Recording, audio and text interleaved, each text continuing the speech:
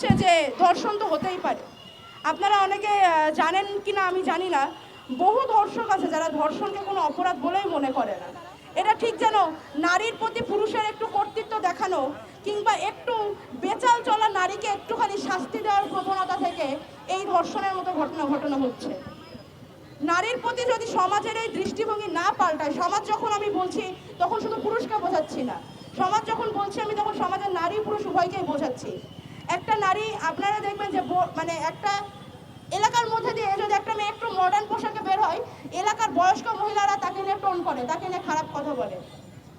গতকালকের ঘটনা আমি জানি না আপনারা কেউ দেখেছেন কিনা, একটা মেয়ে বাসের মধ্যে ভীষণভাবে ম্যানস্প্রেডিং এর শিকার হচ্ছিল।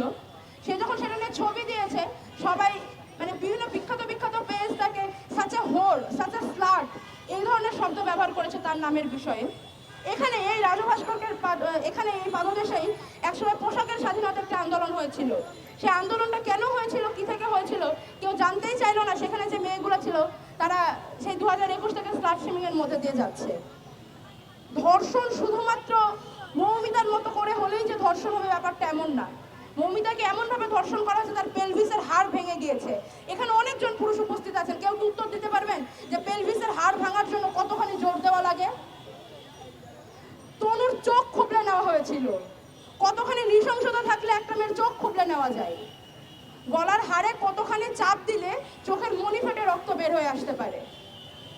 আমি মনে করি মৌমিতার সাথে আজকে যেটা হয়েছে এটা প্রমাণ করে দিচ্ছে, আমাদের চোখে আঙুল দিয়ে প্রমাণ করে দিচ্ছে যে নারীদের অবস্থানটা সমাজে কোথায় এসে গিয়েছে। তারপরে একদল এসে বলবে যে সমান অধিকার দেওয়া হয়েছে, বাসে সিট রাখা হয়েছে, এখন আর ভিকটিম কার্ড, মেয়েদেরকে একটু কিছু বললেই মেয়েরা ভিকটিম কার্ড খেলে দেয়, বাসে তোমরা সিট চাইবা আবার সমান অধিকার চাইবা। রিয়েলি ম্যান, এই যদি হয় চিন্তা ভাবনার অবস্থা, তাহলে মৌমিতা কেন? মৌমিতাকে যদি 4 টুকরা করে ভাসিয়েও দেওয়া হইতো তারপরেও কোনো মেয়ে বিচার পাইতো না। আমি 2012 নির্ভয়া হত্যাকাণ্ডের কথা এখানে আমি একটু উল্লেখ করতে চাই। নির্ভয়াকে যখন ধর্ষণ করে খুন করা হয়, সে তাৎক্ষণিক মারা যায়নি, জীবন যুদ্ধে সে অনেকদিন লড়াই করে তারপরে মারা গিয়েছিল, তবুও সেটা আমরা খুনই বলবো। এই নির্ভয়ার জনিদারে লোহার রড ঢুকিয়ে দেওয়া হয়েছিল। কোন ধরনের মানসিকতা মানুষের মধ্যে তৈরি হলে আরেকটা মানুষের সাথে, সে নারী কিংবা পুরুষ, আরেকটা মানুষের সঙ্গে এই ধরনের কাজ করতে পারে? এখানে তো আসলে নারীদের ধর্ষণের কথা। আপনারা নিজেদের এরিয়াতে, নিজেদের পেরিফেরিতে, নিজেদের বন্ধুদের জিজ্ঞেস করবেন, ছোট ভাইদের জিজ্ঞেস করবেন, তারা জীবনে কতবার ব্যাড টাচের শিকার হয়েছে। একটা বাচ্চা ছেলেকে জিজ্ঞেস করে দেখবেন তারা জীবনে কতবার বলাৎকারের ভয়ের মধ্যে দিয়ে গিয়েছে। ধর্ষকের কাছ থেকে নারী, পুরুষ, শিশু, বৃদ্ধ কেউ নিরাপদ না। ধর্ষককে নারী হিসেবে, পুরুষ হিসেবে, ক্ষমতাসীন হিসেবে দেখা বন্ধ করে যতদিন না শুধুমাত্র ধর্ষক এবং অপরাধী হিসেবে দেখা শুরু হবে, ততদিন না ভারতে, না বাংলাদেশে, না ভিয়েতনামে, না চায়নায় কোনো জায়গায় ধর্ষণের বিচার হবে না। ধর্ষণের সর্বোচ্চ শাস্তি দেওয়া আছে মৃত্যুদণ্ড। আমাকে একটু আপনারা মনে করে বলুন, শেষ কবে বাংলাদেশে ধর্ষণের অপরাধে মৃত্যুদণ্ড সংঘটিত হতে দেখেছিলেন?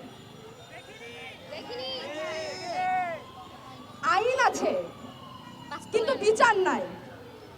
যখন বিচার চাওয়া হয় তখন বলা হয় আমরা তো আইন করেছি, আর কি আইন করতে পারি? আইনটা করা হয় কিন্তু বিচারটা করবে কে? আর এই বিচার যদি জনগণ নিজের হাতে তুলে নেয় তখন সেখানে চলে আসে মব জাস্টিস, নিরীহ মানুষদের প্রাণের উপরে তখন আশঙ্কা চলে আসে।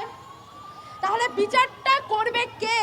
এই পৃথিবী জুড়ে নারীদের প্রতি, শিশুদের প্রতি যৌন সহিংসতার বিচারটা করবে কে? আইন তো দেশে দেশে হচ্ছে।